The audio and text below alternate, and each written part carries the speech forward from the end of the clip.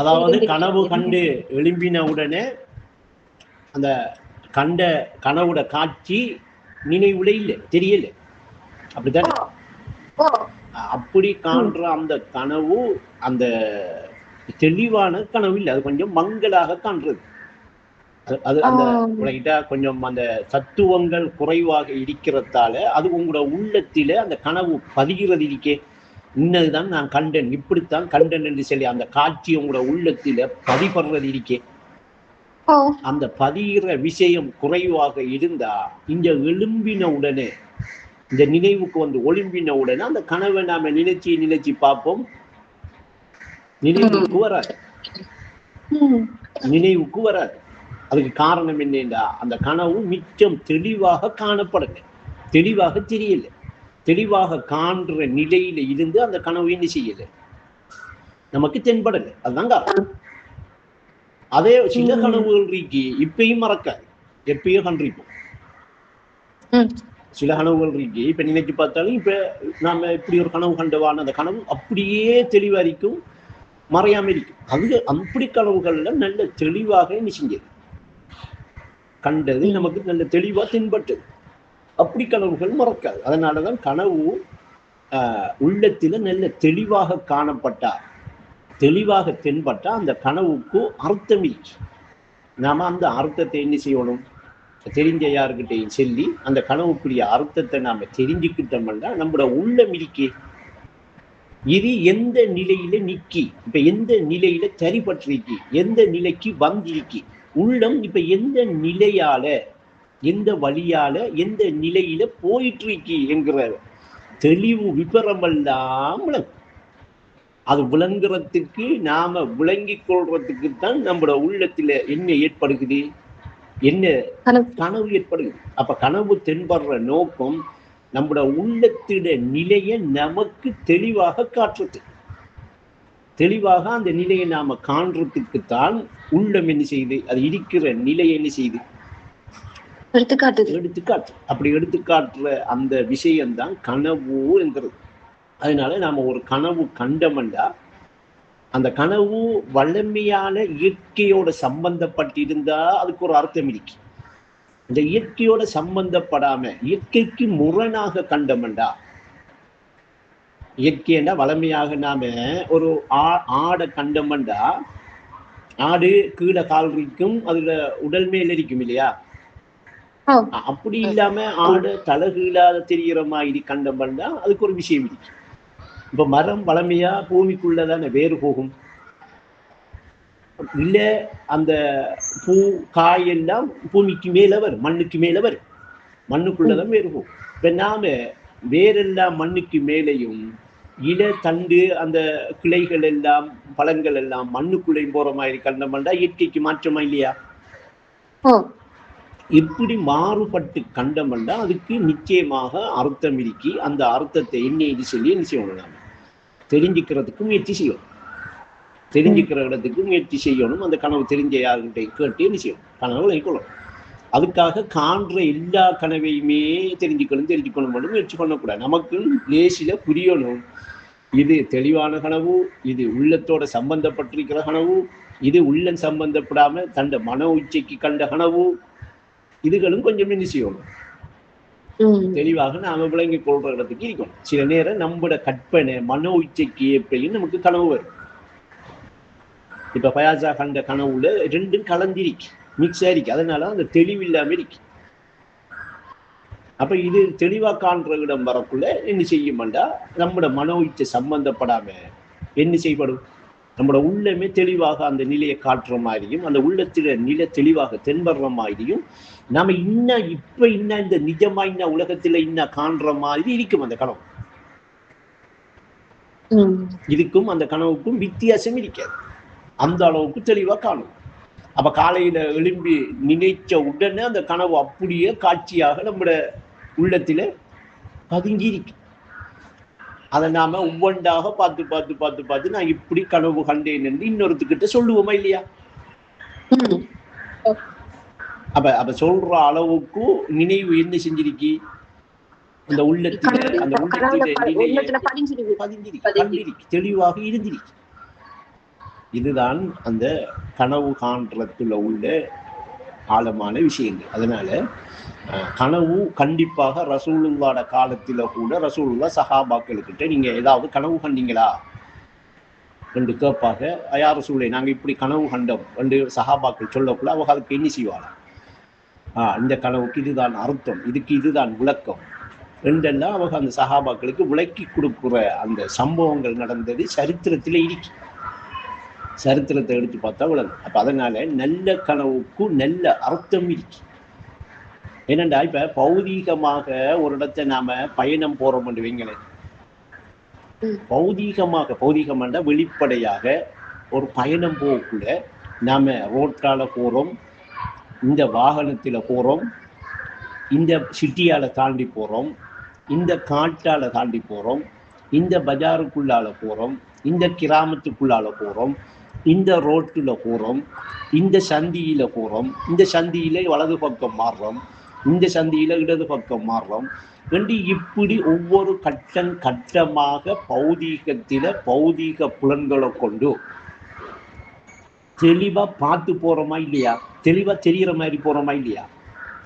அதனால ஒவ்வொன்றையுமே நாம இந்த இடத்துலதான் நிற்கும், இந்த இடத்துலதான் போறோம், இந்த இடத்தாலதான் தாண்டுறோம் என்று சொல்லி நமக்கு இந்த பௌதீக புலன்களை கொண்டு பௌதீகமா போற இந்த வழியில ஒவ்வொன்றும் புரியுது, ஒவ்வொரு கட்டமும் விளங்குறதால நாம பயணம் போறோம், பயணிச்சுக்கிட்டு இருக்கோம் என்ற ஒரு எண்ணம் நமக்கு வருகிறதா இல்லையா, ஒரு எண்ணம் நமக்கு உருவாகுதா இல்லையா.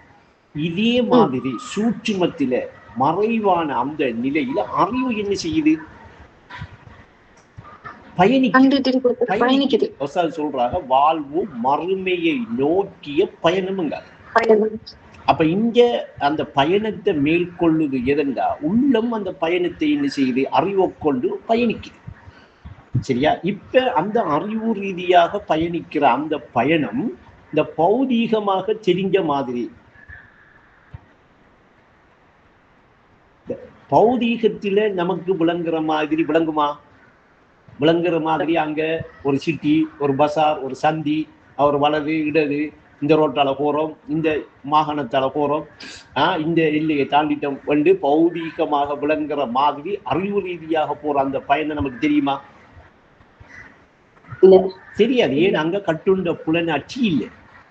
இந்த கட்டுண்ட இந்த புலனாட்சியை கொண்டு பௌதீகமாக தெரிஞ்சுக்கிறதுக்கு பௌதீகமாக நமக்கு தென்படுற காட்டுற இந்த புலனாட்சி இல்லை. அப்ப அதனால மறைவா சூட்சமா அந்த அறிவு போற பயணத்தை, அந்த அறிவால போற அந்த பயணம் எய்னைக்கு போறோம், எய்னைக்கு இப்ப உள்ளம் சம்பந்தப்பட்டிருக்கு, எந்த நிலையில் அந்த உள்ள நிக்கி ஒவ்வொரு கட்டமாக அறிவோ நமக்கு அந்த சந்திய அந்த விவரத்தை விளங்குறதுக்காக நாம ஈனைக்குத்தான் நம்மளோட நிலைமை நிக்கி எழுந்து நாம கண்டுகொள்றதுக்காக நமக்கு வெளிப்படுத்தி தார வெளிப்படுற விஷயம்தான் என்ன, கனவு. அதனால நல்ல கனவு காணும், நல்ல எண்ணம் உள்ளத்தில இருந்தா அவங்க என்ன செய்வாங்க, நல்ல கனவு காணுவாங்க. ஆனா எந்நேரமும் அந்த அறிவு விழிப்பா இருக்கிற நிலைக்கு வந்துட்டா கனவு வராது. அவருக்கும் கனவுக்கும் சம்பந்தம் இல்லை. கனவு என்ன செஞ்சிடும், அழிஞ்சிடும். அறிவு உறங்காம கனவு வெளிப்படாது. அறிவு உறக்கத்திலிருந்து விழிப்பை எடுத்துட்டா நிஜமாக இருக்கிற எண்ணின்றுதான் அந்த அறிவு நமக்கு தருமே அல்லாமல், அறிவுமே அல்லாமல், அறிகிற நிலை ஏற்படுமே அல்லாமல் அங்க கனவு உலகம் எல்லாம் இருக்காது.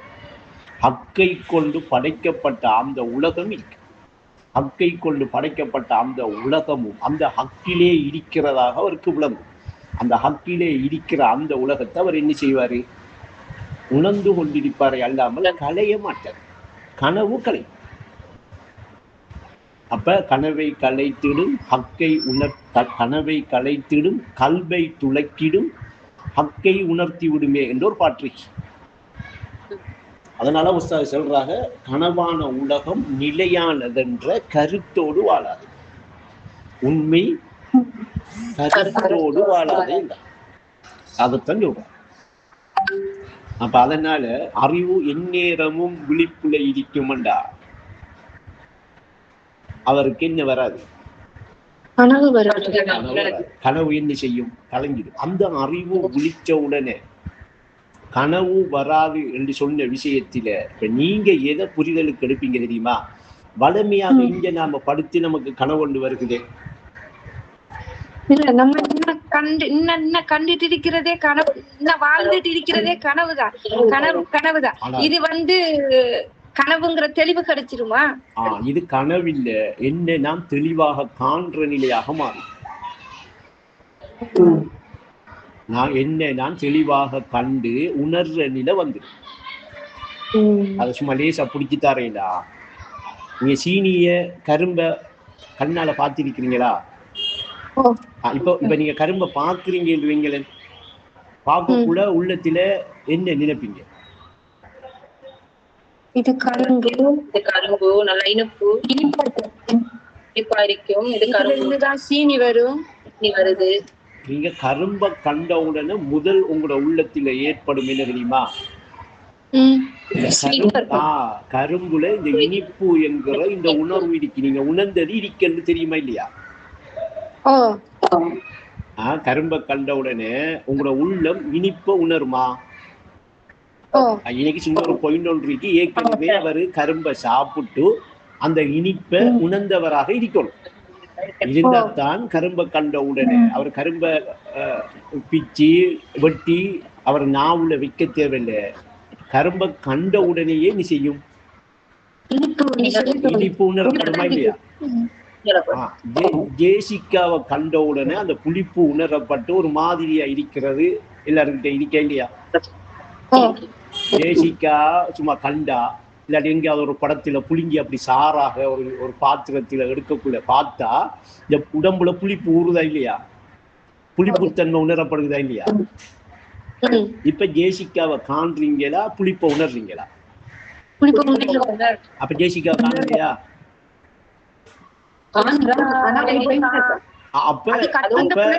அப்ப நீங்க காண்ற நிலை மிக்கி அந்த காண்ற பொருள்ல என்ன குணம் இருக்கண்டு அந்த குணத்தை உணர்ற நிலைமை இருக்கா இல்லையா? இது ரெண்டும் ஒரே நேரத்துல நடக்குதா, வேற வேற நேரத்துல நடக்குதா? அப்படி உங்களை நீங்க உணர்ற நிலை வந்துடும். இப்ப அது கற்பனையா இருக்குமா, கனவா இருக்குமா, உலகா இருக்குமா, ஹக்கா இருக்குமா? அப்ப எங்கும் நிறைந்த ஹக்கு ஏகமா இருக்கும் தாத்த ஏன் மறந்தாய் மனிதான்னு கேட்க. இப்ப அப்படி இல்லை. இப்ப சிலது தெரியுது, சிலது என்ன செய்யுது, உணருது, சிலது உணருது இல்லை, சிலது தெரியுது இல்லை. அப்ப இன்னைக்கு காண்போனுங்கிற நிலையில சரிப்பட்டவங்களுக்கு இப்ப நான் சென்ற இந்த விஷயம் கொஞ்சம் கொஞ்சமாக என்ன செய்யும், அனுபவத்துல உணர்ற இடம் வரும். இதை கொஞ்சம் இன்னும் கொஞ்சம் புரிய வச்சு தரையா? இப்ப நீங்க புளிப்ப உணர்ந்திருக்கிறீங்களா இல்லையா? அந்த உணர்ந்து இருக்கிற அந்த புளிப்ப நீங்க நினைச்ச உடனே அந்த நினைவுல புளியம்பழம் தெரியுதா? ரைட். அப்ப புளிப்பு என்கிறது உணரப்பட்ட உடனே அந்த புளிப்பு என்று உணரப்பட்ட அந்த குணம் ஒரு நிறமும் ஒரு தோற்றத்திலையும் ஒரு பெயரிலையும் தெரியுதா இல்லையா? அப்படின்னா உங்களோட உள்ளத்தில இல்லாட்டி உங்களோட நினைவுல புளிப்பு என்று அந்த உணர்வு உணர்ந்திருக்கிறத நினைவு என்ன செஞ்சிருக்கி, இந்த நிறத்தில, இந்த பெயர்ல, இந்த தோற்றத்தில தான் அந்த புளிப்பை உணர்ந்தா என்று அந்த பதிவை வச்சிருக்கா இல்லையா? அப்ப உணர்வு உணர்ந்த புளிப்பை வச்சிருக்கி, அந்த உணர்வு உணர்ந்த புளிப்பை வச்சிருக்கிற அதே நேரம் நினைவு என்ன செஞ்சிருக்கி, இன்ன நிறத்தில, இன்ன தோற்றத்தில, இன்ன பெயர்லாம் அந்த புளிப்பை உணர்ந்தா என்று பதிவு வச்சிருக்கா இல்லையா? நினைச்ச உடனே அந்த உணரப்பட்ட புளிப்பு மட்டும் வருகுதா, அந்த பதிவும் வருகுதா சேர்ந்து? அப்ப நினைக்கிற உடனே நினைவு என்ன செய்யுது, அந்த பதிவை காட்டுது, உணர்வு என்ன செய்யுது, உணர்ந்ததை காட்டுது. அப்ப இப்படி உங்களோட நினைவுல இனிப்பு மிதிக்கா இல்லையா? இப்படி உங்களோட நினைவுல கசப்பு மிதிக்கா இல்லையா? இப்படி உங்களோட நினைவுல உறப்பும் இருக்கா இல்லையா?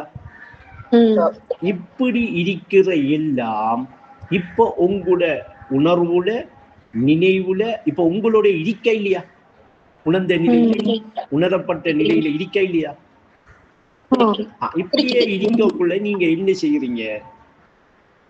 உறக்கத்துக்கு போறீங்கன்னு வைப்போம். உறங்கிட்டீங்க. இப்ப உறங்கினோடனே அங்க இன்னைக்கு உங்களுக்கு கனவு வெளியாகுது, கனவு வருது. வந்த உடனே கனவுல உங்கள மாதிரியே ஒரு கட்டுண்ட ஒரு ஆளும் கனவுக்குள்ள வருவாளா இல்லையா? வாரையா இல்லையா?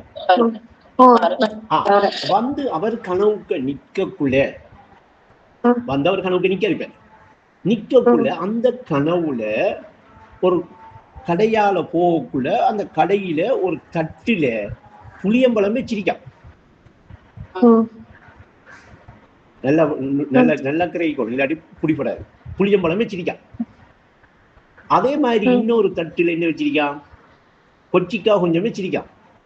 அதே மாதிரி இன்னொரு தட்டுல கரும்பு வச்சிருக்கான். இப்படி அந்த புளியம்பழம் மண்டு அண்ணா தெரிகிறது. அங்க புளியம்பழம் மண்டு சொல்லி ஒரு பொருள் தெரியுதா இல்லையா? கரும்பண்டு சொல்லி ஒரு பொருள் தெரியுதா இல்லையா? கொச்சிக்காண்டு சொல்லி அங்க ஒரு பொருள் தெரியுதா இல்லையா? அது எல்லாத்தையும் தனித்தனி பொருட்களாக கனவுல உங்கள மாதிரியே கட்டுண்டு நிக்கிறவரு காண்றாரா இல்லையா? அவருக்கு தெரியுதா இல்லையா?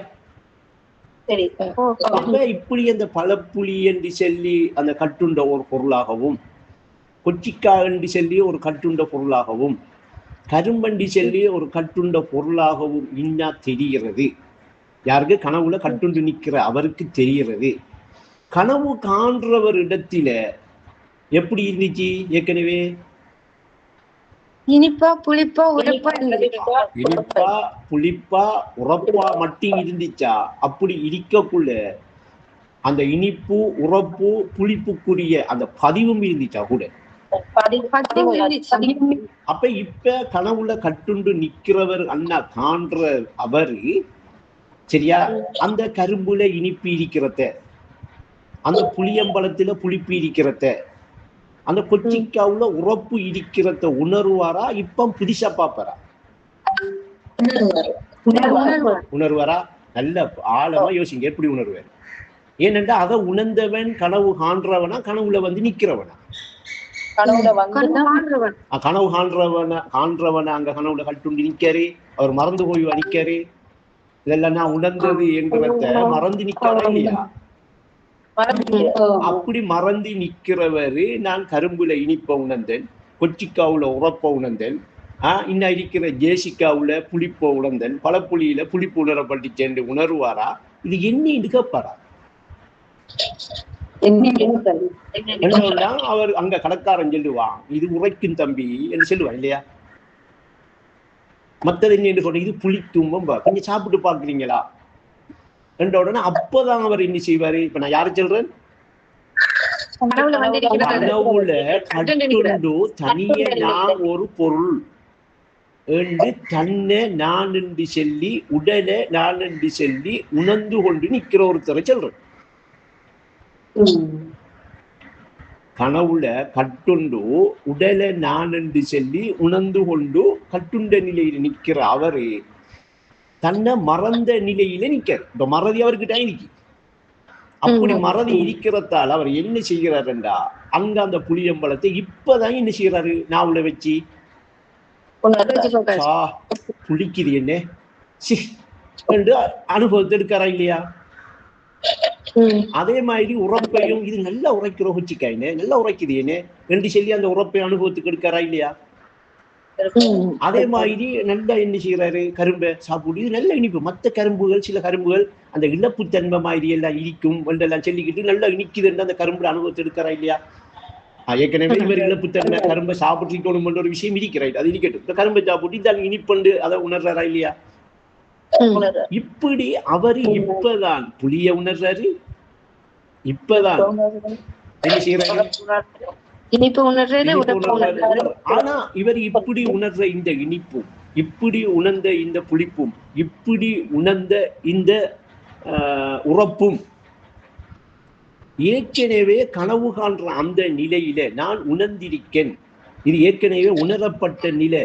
அந்த உணரப்பட்டிருந்த அந்த நிலை தான் எனக்கு இன்னா ஜேசிக்காவா பழம்புலியா கொச்சிக்காவா தெரியுது என்று இந்த மறந்த நிலையில இருக்கிறவரு நினைப்பாரா?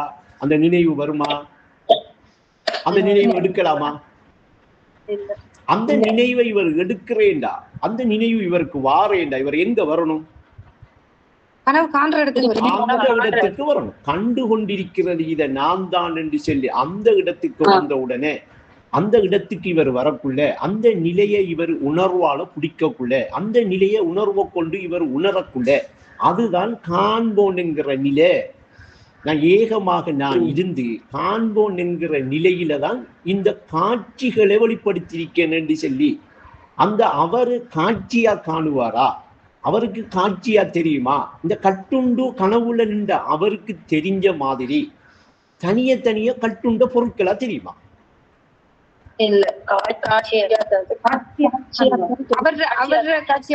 அவருக்கு அப்படி காட்சியா தெரியக்குள்ள புளியம்பலம் காட்சியா தெரியக்குள்ள அவர் ஏற்கனவே புளிப்பண்டு உணர்ந்தது அவர உணர்வுல இருக்கிறத உணர மாட்டாரா? அவருக்கு கரும்ப காட்சியா தெரியக்குள்ள அந்த கரும்புங்கிற அந்த காட்சியில இனிப்பு தன்னிடத்துல உணரப்பட்டிருக்கு என்று உணர மாட்டாரா? அப்ப அவரு ஒவ்வொரு காட்சியிலையும் தன்னில உணரப்பட்டிருக்கிற அந்த நிலைய உணர்ந்தாருண்டா அவர் தன்னை உணர்றாரா இல்லையா? தன்னை உணர்ற இடத்துக்கு வந்துட்டாரா இல்லையா? இப்ப அவர் காண்றதும் தன்னைத்தான், உணர்றதும் தன்னைத்தான். அப்ப அவரை தவிர அவருக்கு வேறையா ஒரு காட்சியும் வேறையா ஒரு பொருளும் இருக்கிறதாக அவருக்கு தெரிய வேண்டி வருமா? தெரியுமா? இப்ப ஈனைக்கு அவர் கலங்கிட்டாரா இல்ல இப்பயும் கட்டுண்ட ஒரு ஆளாத்தான் நிக்காரா? அப்ப இப்ப இவருக்கு கலங்கிக்கா? இப்ப கனவுல நிக்காரா? அப்ப கனவுல வந்து கட்டுண்ட ஒரு ஆளா நின்றுக்கிட்டு தனித்தனி பொருளாக காண்ற எல்லாம் கனவு காண்றதுக்கு முதல், கனவு வெளிப்படுறதுக்கு முதல் அவரிடத்தில உணரப்பட்டு உணர்வுல ஒரு குணமாகவும் நினைவு ஒரு பதிவாகவும் இருந்தது என்று அவர் தான் உணர்வாரே அல்லாமல் கனவுல கட்டுண்டு நிக்கிற அந்த கட்டுண்டு மறதியில நின்றுக்கிட்டு தனித்தனி பொருளாக காண்ற அவர் உணர்வாரா? அவருக்கு உணர்ற நிலை வருமா?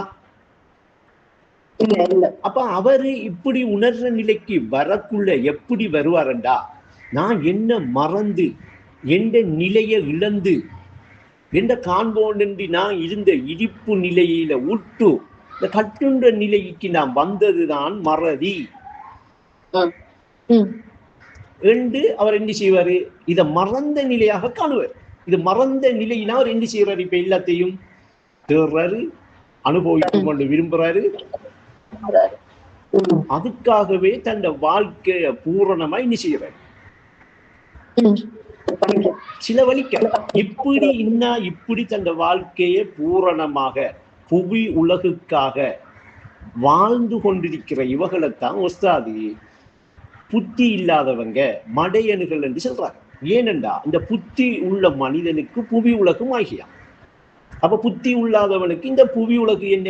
அப்ப இது இந்த தனிய பொருட்களாக தெரிகிறது நிலையாக நிஜமாக இருக்கா?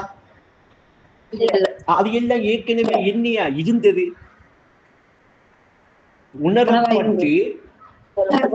உணரப்பட்டு அவர் இருந்த அந்த நிலையில அந்த உணரப்பட்ட அந்த குணத்துக்கு காட்சியும் அந்த குணமும் அவர்கிட்ட இருந்தது தானே.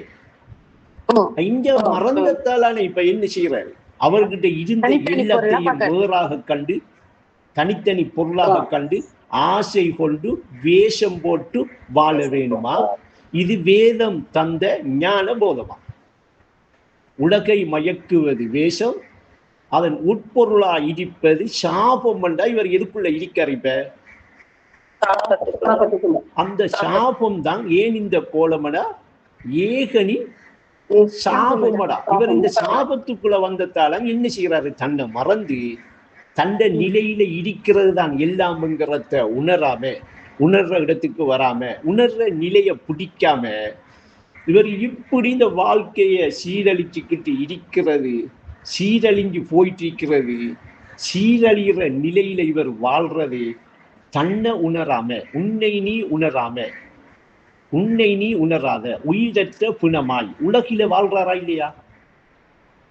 இப்படி இவரு வாழ்ற இந்த வாழ்க்கை, இன்னும் வாழ்ற இவரு பிணமா இல்லையா? ஒரு பிணம் ஒரு வாழ்க்கை நடத்துமா?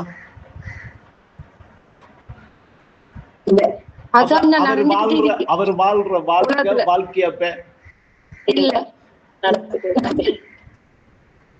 அப்ப உன்னை நீ உணராத உயிரற்ற பிணமாய் உலகிலே வாழ்வது வாழ்க்கை அல்ல என்று சொல்றாங்க. அந்த பிணம் வாழ்ந்துகிட்டு இருக்கிறா, அது வாழ்க்கை இல்லை என்று சொல்றாங்க இல்லையா? ஏன் அது? உறக்கத்தில கிடக்கிற ஒன்று ஒழுங்கி கனவுல ஒரு வாழ்க்கை வாழ்ந்தா, உறக்கத்துல கிடக்கிற ஒன்று சரியா ஒழும்புறல்ல, நாம என்ன செய்யற விளக்கத்துக்காக மறதியால ஒழும்புறாரு, ஒழும்பி தனியே தன்னை ஒரு பொருள் என்று கண்டு ஒரு வாழ்க்கை அவர் வாழ்ந்தா, அந்த வாழ்க்கை அவர் வாழ்றாரா கனவுல காண்றாரா? அப்படி கனவுல காண்றாரு. அந்த காண்போனுங்கிற இடத்துக்கு வந்து பிடிச்சிட்டாரு, புத்தி உள்ளையாயிடுவார். ஏன்? கனவுல தெரிகிற உலகத்தை நிஜமனை நம்பிக்கிட்டு வாடுவாரா? நிஜமனை நம்பிக்கிட்டு தேடுவாரா? நிஜமனை நம்பிக்கிட்டு அதுக்காகவே தன் வாழ்க்கையை ஒதுக்குவாரா? அது ஒரு நாளைக்கு என்ன செய்யும்? கலைஞ்சிடும். கலைஞ்ச உடனே தான் இவருக்கு நினைவு வரும், நிழலை போன்ற ஒரு உலகத்தை நம்பி இந்த நிஜமான வாழ்க்கையை நான் என்ன செஞ்சிட்டேன்? இழந்துட்டேன். கை சேதம் கணக்கில்லாத கை சேதம்ங்கிற ஒரு இடம் வரும். அப்ப இப்ப இன்னும் நாம தனி பொருட்களாக இன்னும் கண்டு கொண்டிருக்கிற இந்த நிலை, இந்த கட்டுண்ட இந்த நிலையை கொண்டு காண்றோமா? ஏகம் என்று சொல்லி நாம இருப்ப எடுக்கிற அந்த நிலையை நோக்கி போயிட்டு இருக்கிற அந்த காண்போன் அப்படி இதை கண்டுகிட்டு இருக்கானா? காண்போன் கண்டுகிட்டு இருப்பானா பயாசா? காண்போனுக்கு இது காட்சியாக தெரியும். இந்த காட்சியில அவன் என்ன செய்வான்? ஏற்கனவே உணர்ந்திருக்கிறத உணர்வானா இல்லையா? காண்போன் உணர்ந்துகிட்டு இருப்பான். உணர்ந்துகிட்டு இருக்கிற அந்த விஷயத்தில் அவன் உணர்ந்ததுக்குரிய காட்சியையும் காணுவானா இல்லையா? அப்ப அவனுக்கு ஒரே நேரத்தில காட்சியா தெரியறதும் அவன்தான், அதுல நான் என்று சொல்லி அவன் தன்னை உணர்வதும் அதுதான். ஏன்னா அவன் உணர்ந்திருந்த எல்லாம் தான் அவனிடத்துல காட்சியா இருக்கு இல்லையா? அப்ப கனவு கண்டு விழிச்ச உடனே கனவு அப்படியோ காட்சியாக தன்னிடத்தில இருக்கண்டா, தண்ட நினைவுல தெரியுதண்டா. அந்த நினைவுல யாரு ஸ்பீக்கரோட? அப்ப அந்த நினைவுல அந்த காட்சியா இருக்கிற அது எல்லாமே கனவுல அவர் தன்னிலையில உணர்ந்ததா இருக்கிறதால நினைவுல காட்சியா இருக்கு. இப்ப அவர் என்ன செய்யறாரு? காட்சியாக கண்ட கனவு காட்சியாக நினைச்சு ஒவ்வொன்றா சொல்றாரு. அனிஷாட மைக் சத்தம் போடுறா. காட்சியாக நினைச்சு சத்தம் இந்த இது சொல்ற காட்சிய கண்ட நின்று சொல்லக்குள்ள ஒவ்வொன்றையும் காட்சியா காண்றாரா இல்லையா? கண்டுதானே நம்ம கிட்ட நான் இப்படி கண்டேன் என்று சொல்லி எல்லா காட்சியையும் கனவுல கண்ட எல்லா காட்சியையும் தானே கண்டதாக சொல்றாரா இல்லையா? அந்த காட்சியெல்லாம் தானே கண்டதாக அவர் செல்லக்குள்ள அந்த காட்சியை எப்படி அவர் கண்டிருக்கார்? உணர்ந்துகிட்டு கண்டிருக்காரு. அதான் உண்மை. சரியா? காட்சியா கண்டிருக்காரு என்கிறது உண்மை. இப்ப உணர்ந்த நிலையும் இருக்கி, அந்த உணர்ந்த நிலையில காட்சி தெரிஞ்ச நிலையும் இருக்கு. ஆனா அந்த கண்டுகிட்டு இருந்த நிலை அது எப்படி? அது ரெண்டு தன்னுள்ள இருக்கிற ஒரு விஷயமா இருக்கு. அப்படி எல்லாம் சொல்லி புரிஞ்சுட்டா பயாசா சொன்னது விளைஞ்சா? எப்படி சொல்றது? உணரப்பட்ட நிலையில இருக்கும். அது உணரப்பட்ட நிலையும் காட்சி நிலையும் அங்க ஒன்றாக தெரியுதா இல்லையா? தெரிகிற அந்த நேரம் அதை கண்டுகிட்டு இருந்த எப்படி? அதை கண்டுகிட்டு இருந்த நிலையை எப்படி சொல்ற? காண்போன் நிலை. காண்போன் நிலை. அந்த இன்னைக்கு கண்ணால கண்டுகிட்டு இருந்தீங்களா? அப்படி காண்டுகிட்டு இருக்கிற நிலையில கண் இருக்கா? அறிவு கண்ணால அது கேட்கல பயாசா, கேட்கறதுக்கு பயில சொல்லுங்களா நீங்க. கண் இருந்துச்சா? கண்ணால அந்த காட்சியை கண்டுட்டு இருந்தீங்களா? அப்ப கண்ணால காண்றவர் தானே கட்டுண்ட பொருளாக கனவுல நின்றவர். அவருதான் என்ன செஞ்சாரு? எல்லாத்தையும் தனிய தனிய கட்டுண்ட பொருளாக அவரு அதான் கண்டாரு. நீங்க அந்த கட்டுண்ட மைக்க ஓபன் சத்தம் போடுறீங்க. அப்ப நீங்க கட்டுண்ட பொருளாக அங்க நிக்கிற அதையும் காட்சியத்தான் கண்டீங்க. அங்க அவரு தண்ட கண்ணால கட்டுண்ட பொருளாக கண்டதையும் நீங்க என்னையா கண்டீங்க? காட்சியத்தான் கண்டீங்க. அப்ப மொத்தத்துல கனவு என்கிற விஷயத்துல நீங்க கண்ட ஒவ்வொரு காட்சியையும் நீங்க கண்டுகிட்டு இருந்தீங்க. எங்க கனவு காண்றவன, அதாவது காண்போனா. அப்படி காண்போனாக இருந்து நீங்க ஒவ்வொரு காட்சியையும் கண்ட நீங்க இந்த கட்டுண்ட கண்ணை கொண்டா கண்டீங்க. இந்த கட்டுண்ட கண்ணுக்கா உங்களுக்கு அப்படி காட்சி தெரிஞ்சு என்று கொஞ்சம் ஐனிக்கு போய் ஐனிக்கே நின்று அந்த காண்போன் கண்டுகிட்டு இருக்கிற அந்த நிலையை எடுத்து கொஞ்சம் சிந்தனை செஞ்சு பாருங்க.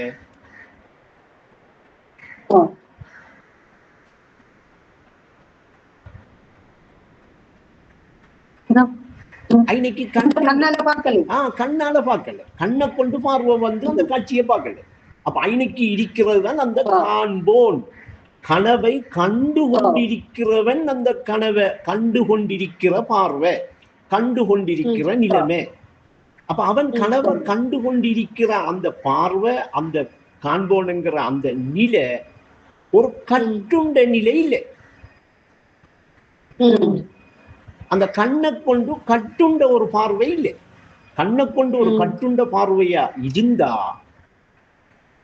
அவரும் கட்டுண்ட கனவுல ஒரு பொருளா நின்று கனவண்டு காணாம எவ்வொன்றையும் தனித்தனி பொருளாக அவரும் ஒரு தனி பொருளாகவும் கனவுல தெரியறத்தையும் தனித்தனி பொருளாக கண்டு அதை உலகம் என்று நம்பி அவர் அதை நிஜம் என்று சொல்லி உறுதி பூண்டு அந்த சாபத்துக்குள்ள வந்து அதுக்காக வாழ்ந்துகிட்டு இருப்பார். அதுக்காக வாழ்ந்துகிட்டே இருக்கிறவங்க 24 மணித்தியாலமும் அதை தேர்றதுக்காக தன்னை வாழ்க்கையை செலவழிச்சுக்கிட்டு இருக்கிறவங்க இந்த சாபத்துக்குள்ள உள்ளாக்கள். இவங்க இப்படி வாழ்றது சாபம்.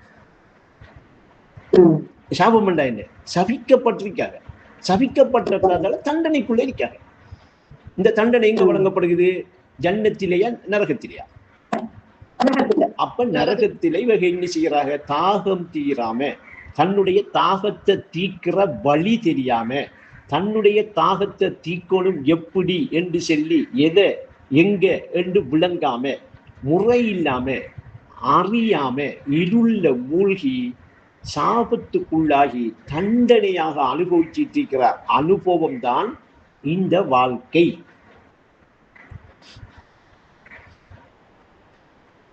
அப்ப நீங்க ஆளுக்கால் விரோதம் கண்டு ஆளுக்கால் விரோதியாக நீங்க வாழ்றீங்க. நீங்க உலகத்துக்கு போங்க என்று அனுப்பின நோக்கம் என்ன? அது அங்க உலகத்திலாம் வாழலாம், அங்க விரோதம் கண்டு வாழலாம் என்று சொல்லி உலகத்துக்கு போங்க என்று சொல்லி நீங்க இந்த வாழ்க்கை உலகத்திலாம் வாழலாம் என்று சொல்லி நம்மட யாரு உம்மா பாப்பா அம்மா அப்பா ஆதம் ஹவ்வாவை அனுப்பின அவங்க செஞ்ச தவறுக்காகையா இல்ல நன்மைக்காகையா?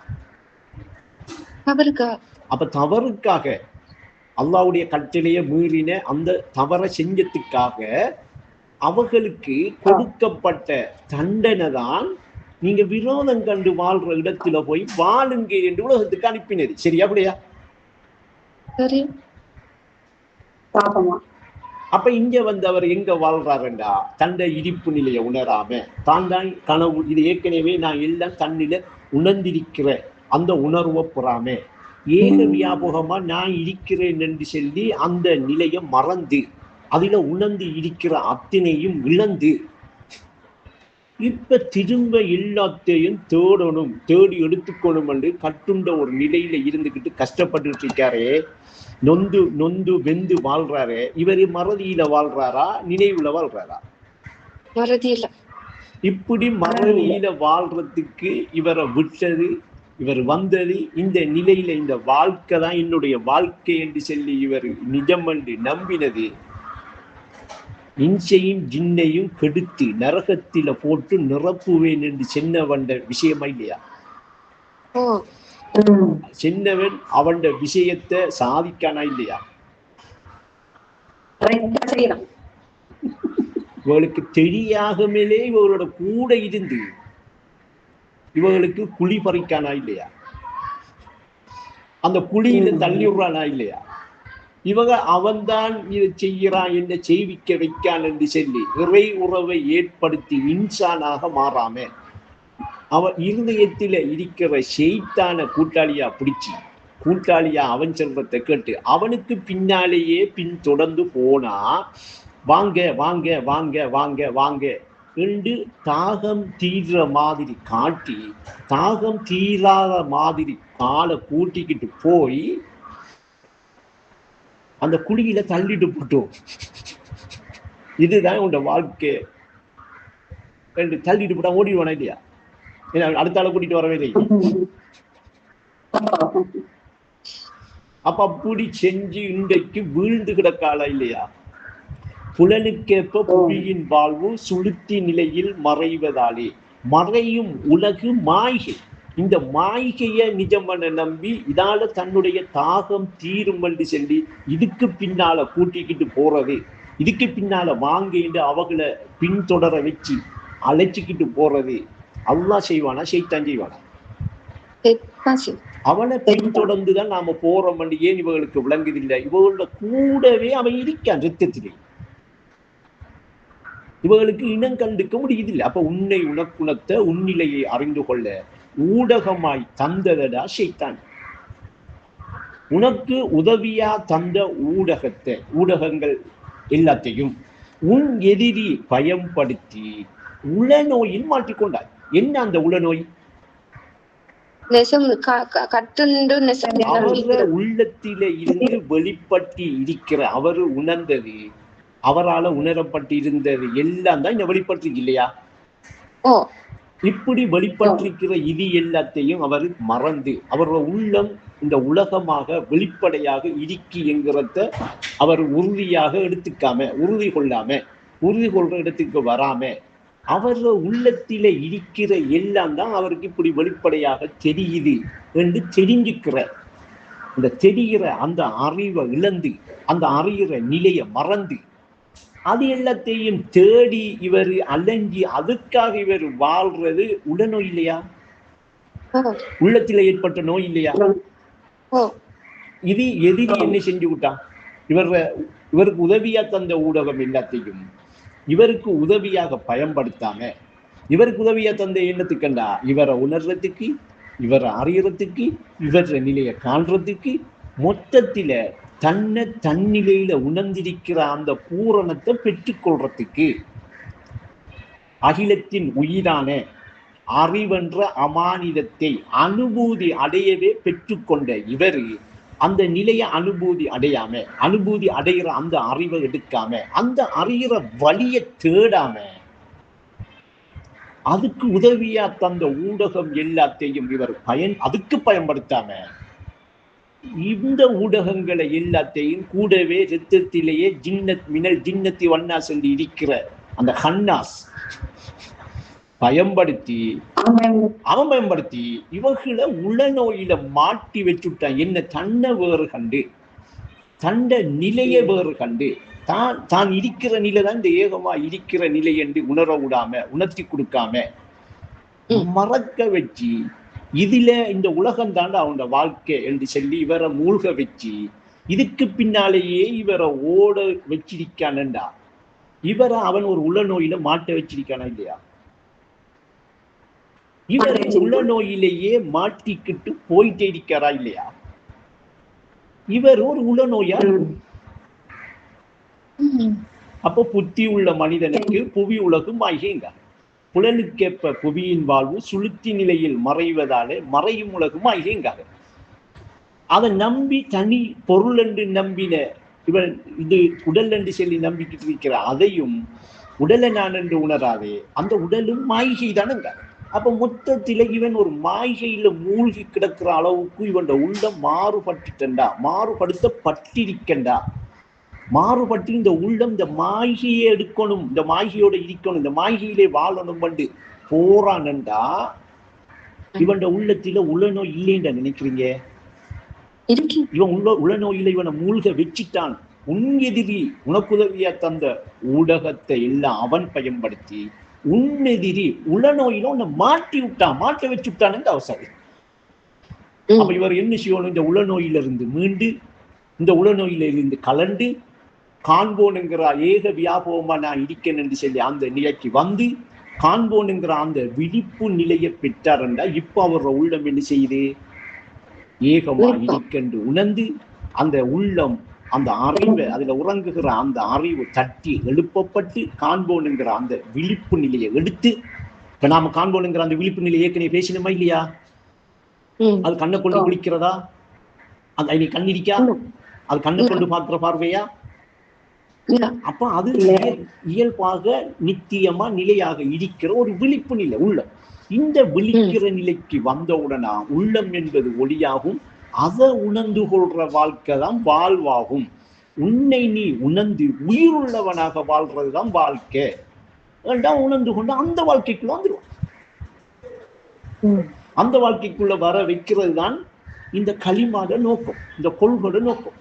அப்ப இந்த களிமாவை செல்லிட்டோம், இந்த கொள்கைக்கு வந்துட்டோம் என்று மார்பு சற்ற நீங்க எல்லாரும் மத்த மனுஷனுக்கிட்ட நீங்க பெரிய பிரட்டிக்கிற எல்லாரும் நீங்க இந்த உலகத்தை தேடி இந்த உலகத்துக்கு பின்னாலேயே இந்த காசி பணம் தான் போகணும் என்று போறீங்கடா. நீங்க இந்த களிமாவை சென்ன நீங்களா? இந்த கொள்கைக்கு பின்னால போற ஆட்களா நீங்க மடையணுகள் ஒஸ்தாதியோட பாட்டின்படி புத்தி இல்லை உங்களுக்கு, இன்னும் புத்தி வரல. மாயிகையான புவி உலக நீங்க என்ன செய்வீங்க? தேடிக்கணும். இந்த பொருளும் புகழும் காக்கும் என்ற போதையில ஊறி புத்தி இல்லாம மடையணுகளை வாழ்றாக்கள் என்று நான் சொல்றேன்னா ஒஸ்தாதியோட பாடல் சொல்லுதா? ஒஸ்தாதி சொல்றதையே நீங்க இன்னும் தெளிவா விளங்கிக் கொள்ளலையே. விளங்கிக் கொள்ளணும் மாட்டா ஏகத்துவ பாடல் என்ன செய்யுங்க? திரட்டுங்க, திரும்ப போய் என்ன சொல்றாங்க என்று பாருங்க. 30, 40, 50 வருஷம் நீங்க களிமா சொல்லியிருக்கிறீங்க, கொள்கைக்க வந்திருக்கிறீங்க. ஆனா இன்னும் நீங்க என்ன செய்யல? எது மாய்கை என்று உங்களுக்கு விளங்கையும் இல்லை, எது நிஜம் என்று சொல்லி உங்களுக்கு புரியவும் இல்லை. நீங்க உள்ள நோயில மாட்டிக்கொண்டவர்களாக இன்னும் வாழ்ந்து கொண்டு இருக்கிறீங்களா இல்லையா என்று உங்களோட மனச்சாட்சி கிட்ட உங்களோட உள்ளத்துக்கிட்ட கேட்டு பாருங்க. அது என்ன செய்யலாது? அது போய் சொல்லாது. அது உண்மையைத்தான் சொல்லும். அது நீசான். நீசான் என்பது மனச்சாட்சி. நெருக்கும் மனிதனே பொறுப்பான். விளங்குதா? இப்ப நான் சின்ன விஷயம் எங்க இருக்கண்டு, எங்க வரணும் என்று, எந்த இடம் என்று சொல்லி. அப்ப இதோட நிப்பாட்டுவோமே, நாளைக்கு எடுக்குமே மற்றது.